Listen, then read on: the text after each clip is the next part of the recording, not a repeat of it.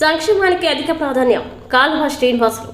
జనసేన అధ్యక్షుడు, ఏపీ ఉప ముఖ్యమంత్రి పవన్ కళ్యాణ్ పట్టుదల ఈ రాష్ట్రానికి అవసరమని, ప్రజలు ఎన్డీఏ కూటమిని గెలిపించారని మాజీ మంత్రి కాల్వ శ్రీనివాసులు అన్నారు.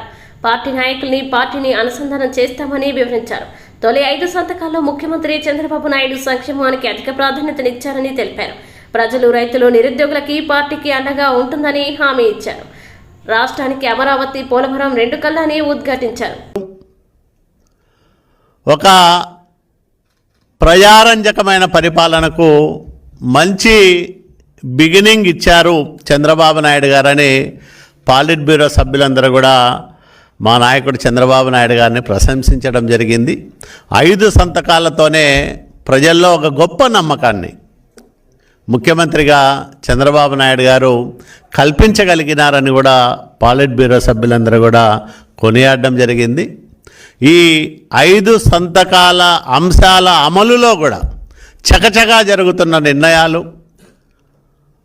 ప్రజలు, ముఖ్యంగా నిరుద్యోగులు, రైతులు, వీటి వల్ల లబ్ధి పొందే నిరుపేదలు, అన్నా క్యాంటీన్లు లాంటి వాటి వల్ల లబ్ధి పొందే నిరుపేదలు, వీళ్ళందరినీ దృష్టిలో పెట్టుకొని తెలుగుదేశం పార్టీ ఏ పునాదుల మీద అయితే ఏర్పాటైందో ఒక సంక్షేమ శ్రేయోరాజ్యాన్ని ఆంధ్రప్రదేశ్ రాష్ట్రంలో స్థాపించాలని ఎన్టీ రామారావు గారు కలలు కన్న ఆ విస్తృత ప్రయోజనాలను సాధించే దిశగా తొలి బలమైన అడుగులు చంద్రబాబు నాయుడు గారు వేశారు ముఖ్యమంత్రిగాని పాలిట్ బ్యూరో సమావేశం అభిప్రాయపడింది.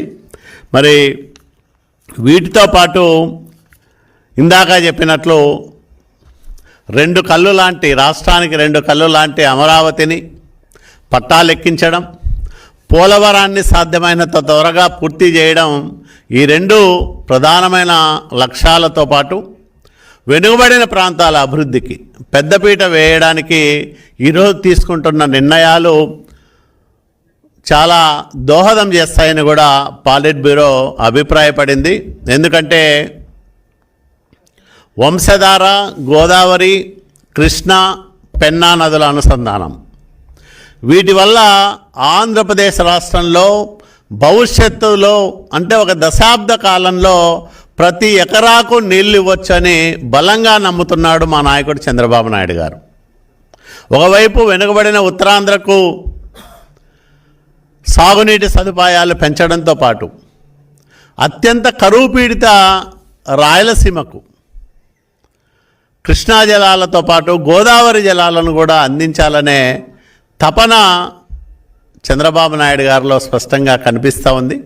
దానివల్లే గోదావరి, కృష్ణా, పెన్నా నదుల అనుసంధాన్ని కూడా ఈరోజు మరో దారిలో, అంటే కృష్ణా నది నుంచి మళ్ళీ అంటే గోదావరి జలాల్ని మనం నేరుగా పోతిరెడ్డిపాడులోకి పోసే విధంగా ఒక గొప్ప ప్రణాళిక రూపకల్పనకు మొన్ననే ముఖ్యమంత్రి హోదాలో చంద్రబాబు నాయుడు గారు ఇరిగేషన్ అధికారులకు ఆదేశాలు ఇచ్చారు. దీనివల్ల శతాబ్దాల కరువుతో చిక్కి శల్యమైపోయిన రాయలసీమకు ఉజ్వలమైన భవిష్యత్తు ఇవ్వడానికి ఒక రాయలసీమ బిడ్డగా, నిజమైన రాయలసీమ బిడ్డగా చంద్రబాబు నాయుడు సాగిస్తున్న కృషి అద్వితీయమని పాలిట్ బ్యూరో ఈరోజు ప్రశంసించింది.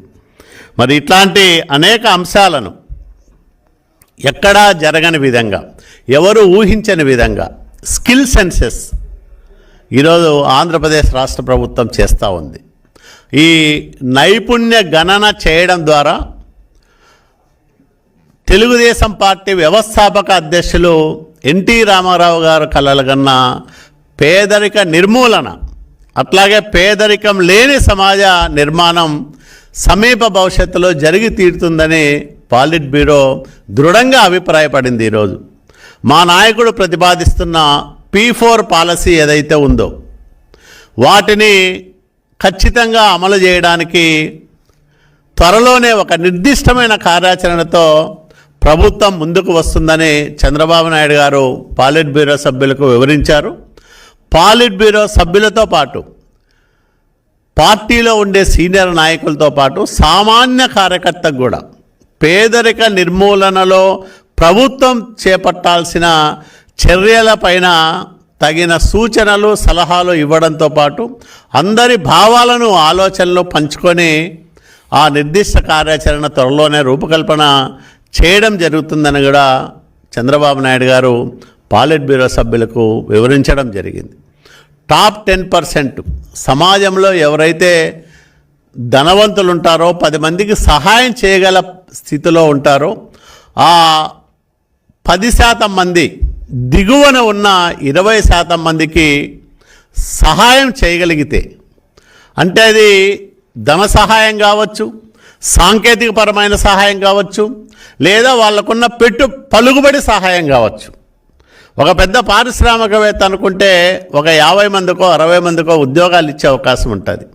ఒక ధనవంతుడు అనుకుంటే ఒక 100 మంది పిల్లలను చదివించేదానికి అవకాశం ఉంటుంది.